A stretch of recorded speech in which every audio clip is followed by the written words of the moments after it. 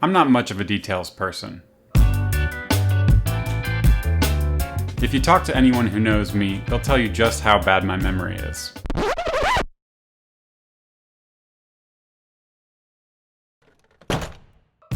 Now don't get me wrong, I can be a perfectionist if I'm really focused on something, but when it comes to the nitty-gritty, I feel like my brain capacity just fills up really fast. And that's one reason that I've always loved frameworks. Frameworks take care of so many little details. I feel safe when I use them, like they've got my back, because I know they've thought through all the things that could go wrong while I'm building an app. Now when I started using React, I was coming from years of experience with frameworks like Ruby on Rails and Ember. And these frameworks take care of so many things for you, sometimes you don't even know how they work, which can be both a good thing and a bad thing. So what I want to do right now is compare how the creators and maintainers of these frameworks think about the tools that they work on. And I think the difference is going to surprise you. To start off, here's DHH from the initial Rails tutorial that was announced almost 15 years ago. Now we create a template. Look at all the things I'm not doing. Look at all the configuration I'm not writing. All these things are mapped together just automatically. So Rails does a whole lot of stuff to cut down on the amount of code and the amount of repetition you need in your view files. And here he is more recently in 2018. I like to think that what we've been doing is a lot of this conceptual compression. That we've taken a lot of concepts that people used to worry about and had to figure out from first principles, and then we've turned them into something that most people don't have to worry about most of the time. So when I think about, as a framework builder, what is it that I do? It is to think about it in the sense that, can we take a concept and basically compress it in such a way that you can get 80% of the value of that concept in about 20% of the effort, or better. And lastly, I can't help but quote this beautiful line straight from the Ruby on Rails doctrine. It says, "There are so many conventions in Rails that a beginner doesn't even need to know about, but can just benefit from in ignorance. It's possible to create great applications without knowing why everything is the way it is." This is more or less the world I was coming from, so you can imagine the surprise that was in store for me when I started diving into React. I knew React was just a library, but I still expected to get a lot of help from it when it came time to building my app.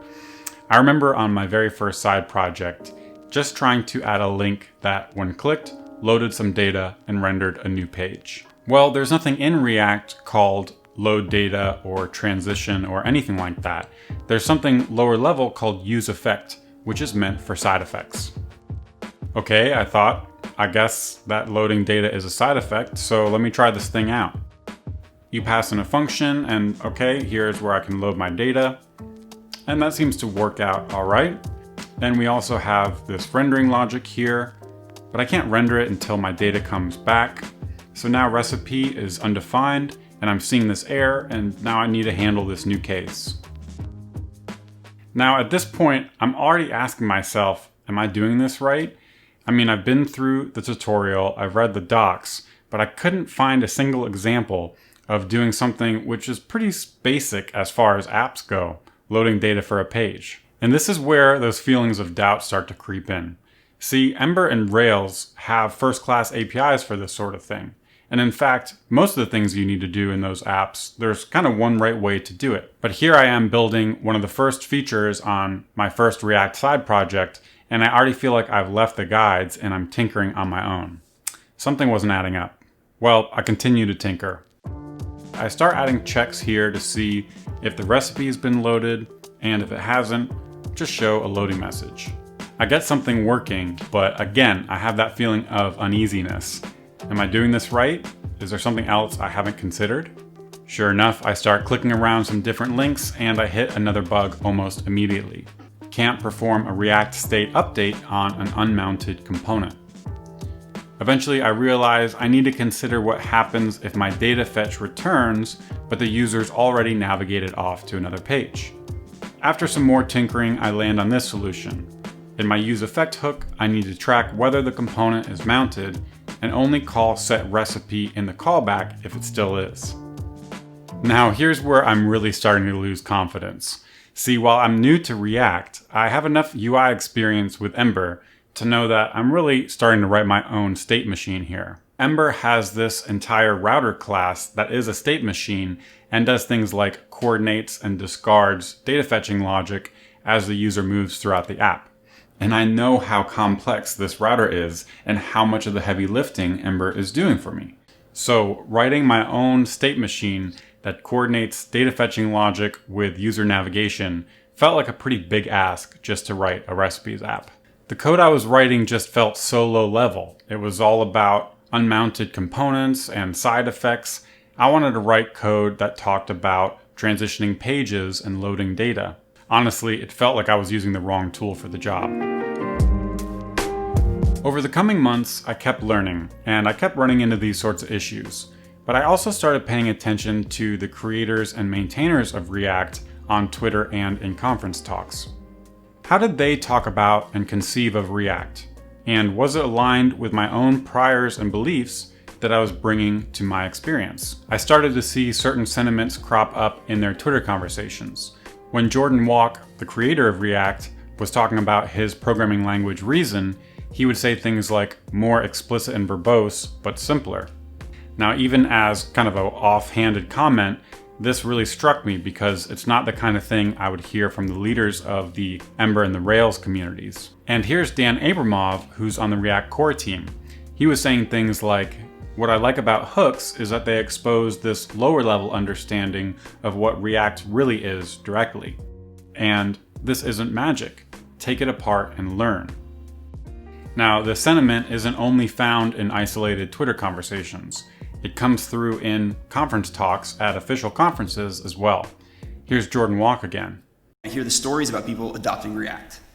And a lot of the stories have something in common. People say, React made my job fun again. And I try to think about why is that. They might say things like, I really like that React is composable. Or they might say, I really like that with React apps, my code is easier to reason about. And it's not really clear what people mean when they say reason about. But I think I have a pretty good idea what they're trying to say. When you can reason about something, it means that you can look at a small part of your code and you can understand a majority of the complexities and the interactions there without having to keep the whole entire program in your brain at once. So it's easy to reason about. Part of what Jordan is saying here is that he thinks it's better for developers to have a deeper understanding of their code instead of giving them higher level, more powerful APIs that they don't fully understand. And here's Sebastian Markbeige, who is a core maintainer of React, talking about some of these same ideas. JavaScript standard library doesn't have all the features of my library.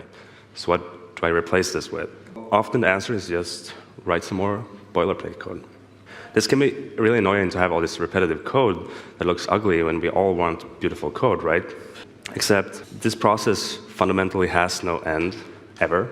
We're simply never going to realize a state of software nirvana where everything is supremely satisfying. And that's an important emotional realization. But nothing is free. So what are we giving up? Implicitness. React favors explicit APIs, and for you to write out your code as explicitly as possible over built-in magic. So you see, Sebastian here is really coming from a very different place than DHH is. I mean, compare what you just heard to what DHH says in the Rails doctrine, that it's possible to create great applications without knowing why everything is the way that it is. These two framework authors really see their jobs quite differently. Now, after spending a lot of time learning these lessons and absorbing this sentiment, I realized that React's values were really quite different from the values of tools I had used before.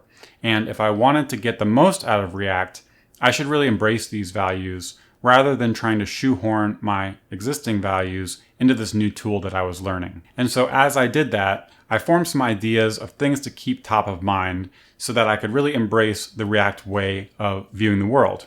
Here are some of those things. First, the primitives that I'm working with are small and sharp. They're there to empower me as a programmer, but they expect a lot from me as well. And just like with a sharp knife, it's my responsibility to learn how to wield them safely and effectively. Next is to favor the explicit over the implicit. Now this one I've really struggled with because, again, details fill up my head really fast. But every time I have prematurely reduced duplication or boilerplate in React, it's come back to bite me. So I've been learning to be okay with a little bit less magic and a little bit more code, and in React, it usually pays off. Finally, fewer prepackaged solutions, more experimentation. I learned to stop expecting React to ship something like a use query hook or a route or transition component, primitives that were higher level and closer to the domain of my own app. And I started to see React as a lower level toolkit that allowed me to experiment with the kind of higher level APIs that were suitable for what I was building. And when I started to embrace these values, my relationship with React changed. I started to get the most out of React. Now, are there times where I wish I didn't have to spend so much energy on low-level things? Of course. My cognitive fuel still runs out like that. But as I've gotten more comfortable experimenting, I've also become more comfortable with the community's experiments. And this is where a lot of these higher-level APIs come in. Things like a form component or a route or transition component or a cache-aware use query hook. As I've gotten better using these APIs and libraries from the ecosystem and filling in the gaps with my own experiments, I've become way more productive at building React apps. And now that I've told you my backstory, I can finally get to the point of this video. You see, over this past year as I've been learning React along with my friend Ryan, one day we just said to each other, React really feels more like a programming language than it does a library or a framework. And that idea really struck me. You see, the old definition about a library versus a framework is that you call a library, but a framework calls you. But that distinction never really captured React for me.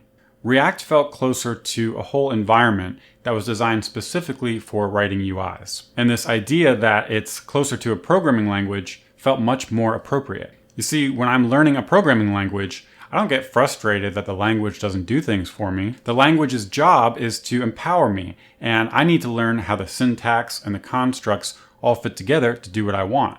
Learning a programming language is a big ask, but it also opens the door to unlimited possibilities. It turns out Dan Abramov expressed a very similar sentiment back in 2018. Personally, I like to think of React as more of a language for expressing UI. So, React is a programming language for UIs. That's how I think about it. That's how I think you should think about it. And whether your next project is the right time to learn a new language is a decision you'll have to make for yourself.